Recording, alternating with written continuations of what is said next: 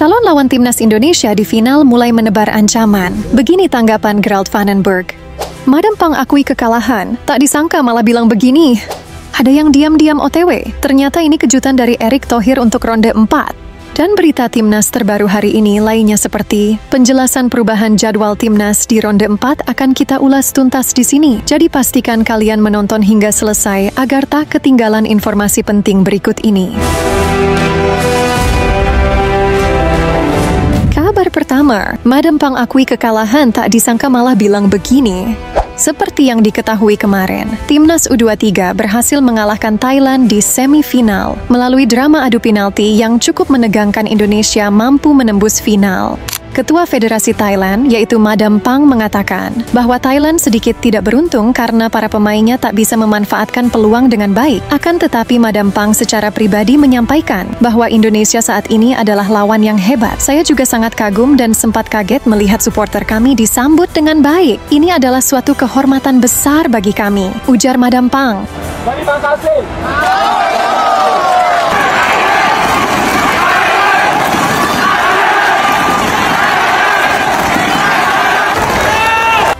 Madam Pang juga turut mendoakan timnas senior di ronde 4 sebagai satu-satunya perwakilan dari Asia Tenggara. Ya, Madam Pang sendiri memang punya hubungan baik dengan Indonesia. Ya, tak seperti negara tetangga yang lain yang selalu menyindir ya teman-teman. Kabar selanjutnya, calon lawan timnas Indonesia di final mulai menebar ancaman. Begini tanggapan Gerald Vandenberg. Final Piala AFF U23 akan mempertemukan Indonesia versus Vietnam. Vietnam akan jadi lawan timnas Indonesia U23 di partai final nanti. Vietnam sendiri bermain sangat baik di ajang AFF kali ini, dan seperti biasa Indonesia kembali bertemu Vietnam. Akan tetapi saat ini Indonesia harus tetap fokus memperbaiki permainan, karena sepertinya Vietnam sudah sangat siap untuk mengalahkan Indonesia.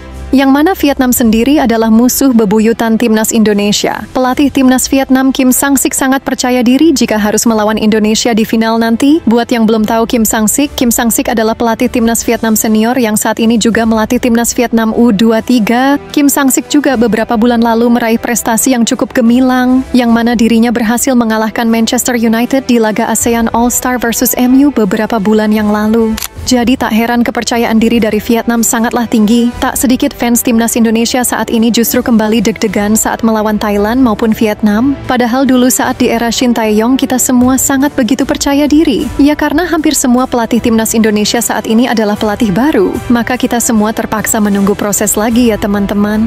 Terlepas dari itu semua, kita harus tetap mendukung tim nasional sepak bola Indonesia dengan sepenuh hati. Gerald Vandenberg sendiri selaku pelatih timnas Indonesia U23 memberi tanggapannya. Coach Gerald menilai bahwa siapapun lawan di partai final adalah lawan yang kuat. Gerald Vandenberg mengaku bahwa dirinya saat ini perlu memperbaiki beberapa kesalahan. Akan tetapi fokus melawan Vietnam di final adalah menang, ujar Gerald Vandenberg. Ya, target timnas U23 sendiri memang dari awal mengincar gelar juara Piala AFF U23 kali ini. Kabar selanjutnya, VAM Malaysia laporkan supporter Indonesia karena kibarkan bendera Malaysia terbalik. Pada laga Indonesia versus Malaysia kemarin yang bertempat di Stadion GBK, ada supporter Indonesia yang membawa bendera Malaysia. Terlihat bendera Malaysia yang dibawa supporter Indonesia tersebut, terlihat ada tanda X dan dibentangkan terbalik. Rupanya momen ini membuat fans Malaysia tersinggung, bahkan menilai perbuatan supporter Indonesia adalah perbuatan biadab dan akan melaporkan oknum supporter Indonesia tersebut.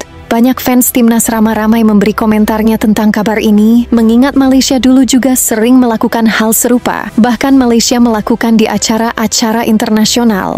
Contoh saat di ajang SEA Games 2017 di Malaysia dan 2023 di Kamboja, saat itu bendera Indonesia dikibarkan terbalik secara terang-terangan di acara pembukaan. Dan sekarang fans Malaysia sepertinya merasakan apa yang Indonesia rasakan dulu, yang mana kejadian terbaliknya bendera Indonesia di ajang ASEAN sudah sering terjadi.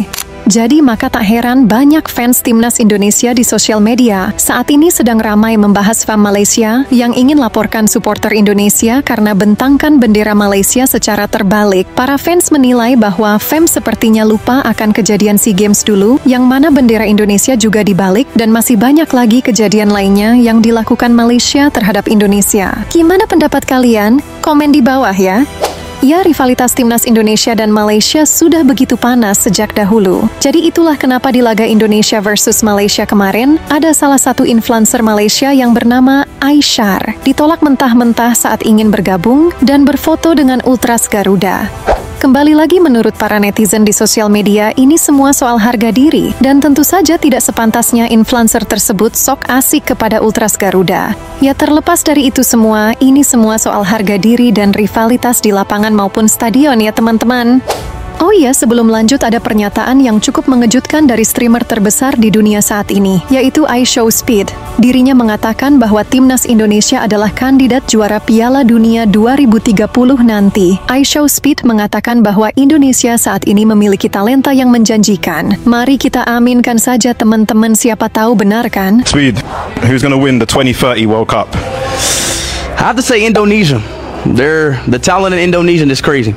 They won in the 2030 World Cup. Y'all heard it from me first. Kabar selanjutnya, jadwal timnas di ronde 4 berubah. Begini penjelasannya.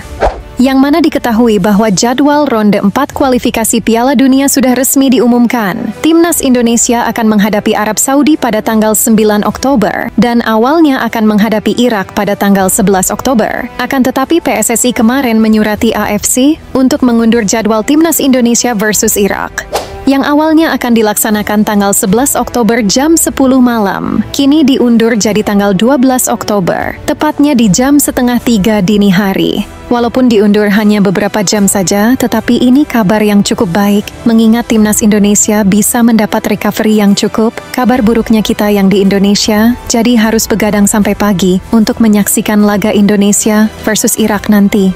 Yang terpenting timnas Indonesia jangan sampai kalah di laga pertama melawan Arab Saudi. Jika kalah maka pupus sudah harapan Indonesia ke Piala Dunia secara langsung. Mengingat syarat lolos Piala Dunia secara langsung dari ronde 4 adalah menang 2 kali secara beruntun. Jika timnas Indonesia berhasil menang melawan Arab Saudi, maka laga Indonesia versus Irak akan jadi laga penentuan untuk lolos tak lolosnya Indonesia ke Piala Dunia. Saat ini Erick Thohir sedang mengusahakan memproses 2 pemain baru, yang mana kabarnya salah satunya adalah Miliano Jonathan. Kabar ini juga turut dibahas oleh media Belanda, yaitu Voet Bal Primer. Seperti yang kita tahu, jika media besar Belanda ini sudah ikut memberikan beritanya, maka kemungkinan besar pemain tersebut sudah semakin dekat akan diproses WNI dalam waktu dekat ini. Menurut kanal YouTube Bung Ropan, dirinya mendapat kabar bahwa ada setidaknya 2 pemain yang akan diproses WNI di bulan Agustus. Pemain yang sudah pasti yaitu Mauro Zijlstra, dan 1 pemain laginya yaitu kemungkinan besar Miliano Jonathan. Ya, kedatangan 2 pemain ini bisa menambah kekuatan bagi timnas Indonesia di ronde 4. Mengingat saat ini kepastian kapan sembuhnya oleh Romeni masih jadi tanda tanya besar. Maka dari itu PSSI menganalisa segala kemungkinan buruk yang ada dan memutuskan untuk menambah pemain diaspora baru. Menarik untuk kita tunggu teman-teman. Ya, walau saat ini banyak dari kita pasti ada yang masih ragu dengan kepelatihan Patrick Kluivert, apalagi setelah kalah melawan Jepang kemarin dan tak mampu mencetak satupun tendangan ke arah gawang, membuat makin banyak fans yang merasa makin pesimis dengan Patrick Kluivert. Jadi ronde 4 ini adalah ronde pembuktian bagi Patrick Kluivert. Jika gagal, pasti banyak yang meminta Patrick Kluivert untuk mundur dari bangku kepelatihan timnas Indonesia. Kalau kalian gimana teman-teman? Apakah tetap optimis? Komen di bawah ya. Jangan lupa like, komen, dan subscribe agar kalian tak ketinggalan info valid seputar perkembangan tim nasional sepak bola Indonesia. Semoga info-info barusan bermanfaat ya. Sehat selalu dan sampai jumpa di video selanjutnya. Terima kasih sudah menonton.